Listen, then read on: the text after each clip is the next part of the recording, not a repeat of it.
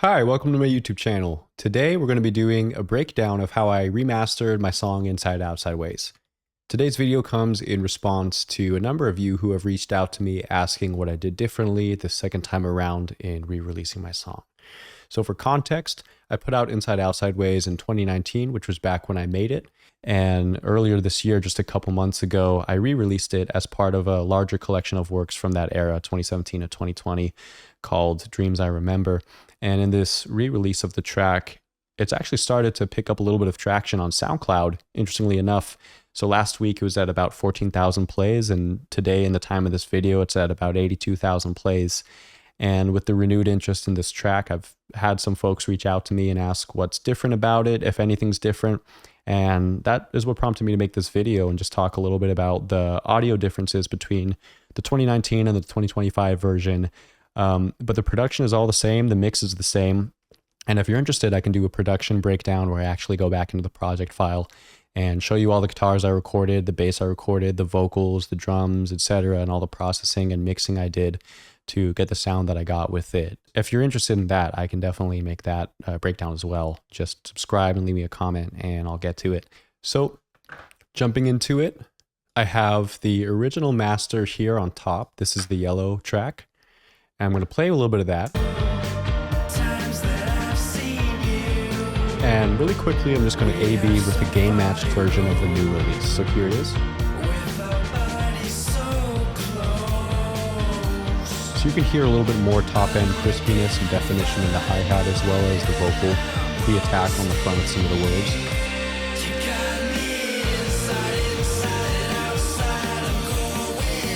So the song opens up a lot more, and that was really my intention with this remastering endeavor, was to bring forward a lot of the elements that I feel drive the song, particularly the drums and the vocal, and also for the sonic quality and aesthetic of this record to match the rest of the album that it is released on, Dreams I Remember.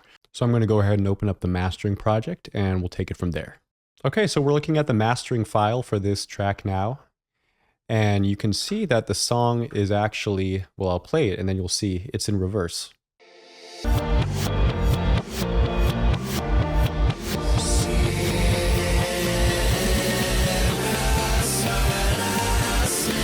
The reason why I did this is it's a technique that I've been using a lot when I do remasters of songs that are already coming in quite compressed or limited.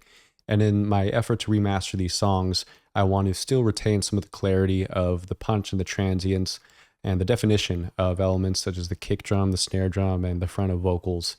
So I find that when I reverse the track and export it with all the processing in reverse, it allows for the shape of the transient to come through the threshold on the limiter or on the compression in a way that to my ear sounds a little bit more transparent. So when I'm doing a reverse master, what I'll do is I'll work on it from start to finish.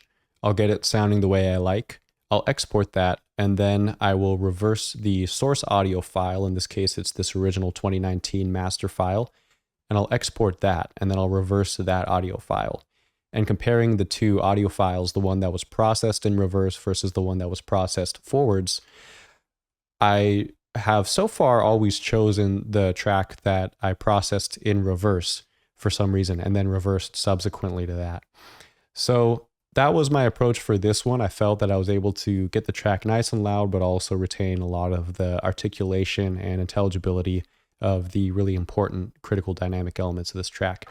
So jumping into it, I've just reversed the track by pressing R on my keyboard. That's an Ableton shortcut to reverse an audio clip. And going in from the start right here, I'm going to turn off everything in my signal chain.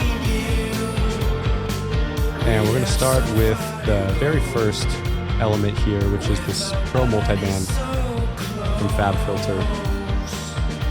And I have it working at around 1.5K, doing something very subtle, no stereo linking. And really the intention with this is just to balance out a lot of the information in this upper mid-range. Next I have another one doing something very similar intention, similar use case, just working on a different group of frequencies. This one's set at around 4.5K. After that I have a Manny American EQ. I really like this EQ. From my understanding, it's an amalgam of various analog EQs that Manny requested to be emulated when he built this plugin with Waves. And with this instance, I'm using negative 0.7 dB at 5K, 0.3 dB at 400, 0.3 dB at 140, bringing it down a half dB at 15K and the filters. And I find that even something subtle like this, it shapes and colors those areas of the track in a way that I really liked overall. I find that the small moves on a broad scale really go a long way, and I wanted to retain a lot of the feeling of the original track, but just make some more technical adjustments to how the instruments are sitting without actually altering the original production or the original mix. Next I have another Pro ND. All of these are set to 4 times over sampling, and this one I'm working on tightening up around 500 Hertz. And I'm doing a little bit of leveling, stereo-wise as well. I have no stereo link on this. Quick attack and release, and a very light ratio. This is just subtle and is something that I find helps prepare the track for what's coming next, which are a little bit more aggressive in terms of the processing that they do on the track. So I have this SPL Vitalizer, and I'm really tightening up the bass. I have it maxed all the way, actually, and then I have the drive set to about 3, so I'm getting some good coloration from this plugin as well. Compression on the bass is also maxed up, but what I'm doing with the mid and the top end elements of this is actually very subtle. So I have the processing tuned to about 2 and about 1.8 respectively, and the way that I achieved this was, I'll turn the plugin on now.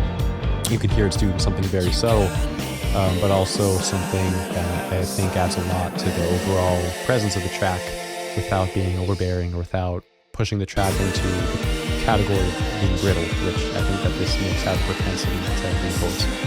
So I basically maxed the processing on both of these, and then I tuned the center frequency of each to something that I really liked and how it agrees with the track.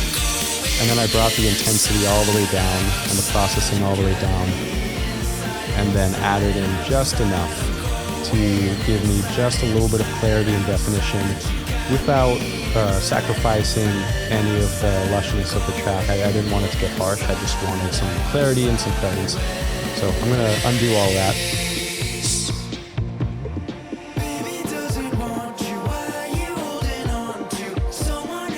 I also have the stereo expander working pretty hard on this too. This is set to about 9.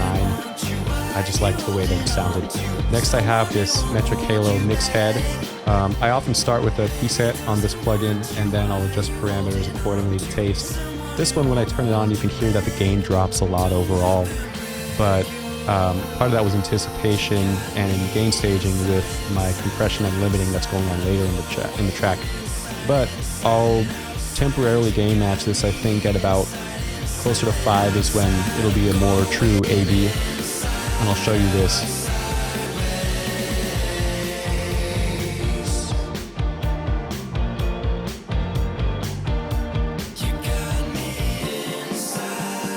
So it's doing something subtle, and to my ears, or at least in my mind's eye, what I'm seeing is the instruments are taking a little bit more shape and definition without anything super drastic happening overall. So I'm going to bring the gain back on this one. It was at around there. This is a copy of the project anyway, so not too concerned. But I have this SSL Fusion EQ next. Also very subtle. I'm bringing down some of the gain coming into it. I don't want it to hit too hard, but I have the fatness setting on. I like what that does. And then I have nothing with the filter on the low end, but I do have a bloom at about 50 Hertz. And I find that the way that that impacts the rest of the track, moving up the frequency range, even just something as subtle as about a half dB, it really goes a long way. I'm also bringing down almost a decibel at 8K. Same thing, I just find that this helps keep the track balanced and avoid it getting harsh or brittle. Next I have a Manny EQ again. This one I'm doing a little bit more, but still altogether quite subtle. I have about 0.7 dB going in at 25K, and I really like how this shapes the frequencies lower than that with this bell curve.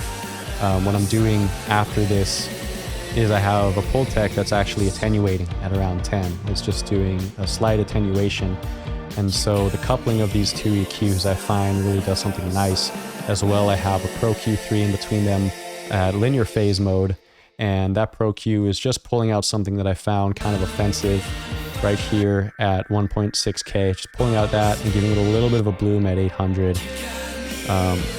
Something I just felt was a nice touch with the track overall. And that is mostly it. The only other two things I have is a final limiting device, which is this Fab Pro L. Doing something really nice there, as you can see. It's doing about 3 decibels at the loud parts of the song, and then about 1.5 decibels at the quieter parts of the song.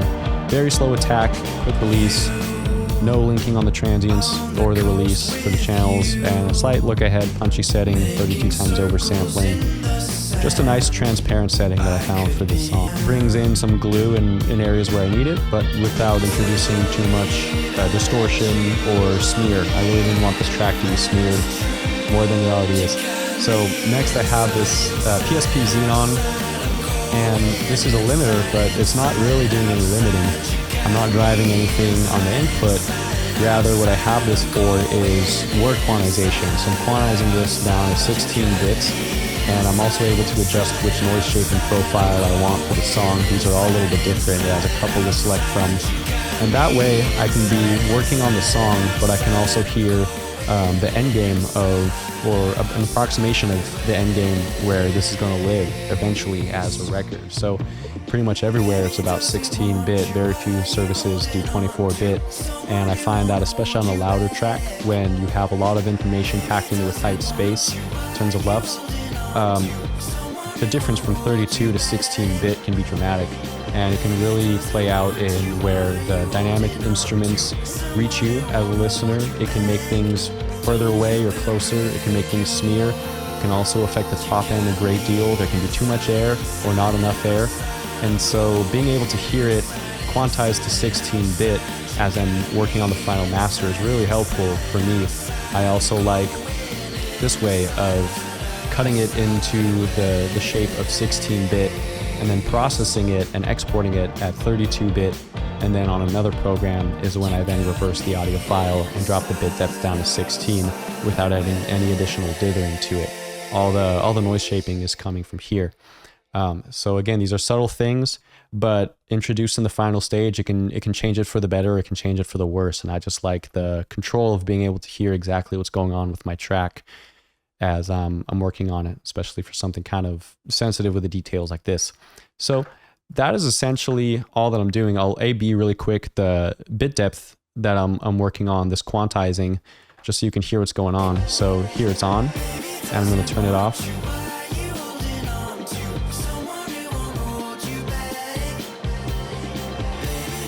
On again.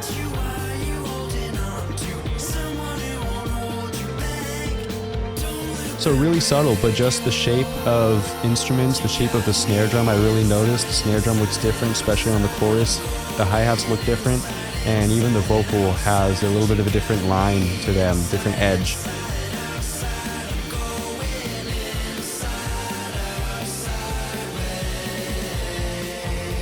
So that's pretty much it. That's my remastering effort on this track. And of course, when I exported it, I just reversed the audio file, and then I had it processed in reverse. And then I took that file and I reversed that file in another program. And I also brought the gain down and the bit depth down as well. Brought it from 32 down to 16. But that is the remastering on Inside Outside Ways, and I hope you found something interesting about this for your own work with mixing, mastering, or releasing music. And also for anyone wondering, these are the essential differences, the subtle essential differences between these two versions of the same track. So thank you for watching, and subscribe for more content like this. And Inside Outside Ways is out now everywhere. You can check it out. Spotify, Apple Music, SoundCloud, anywhere you can stream music, you can find my song. So thank you very much.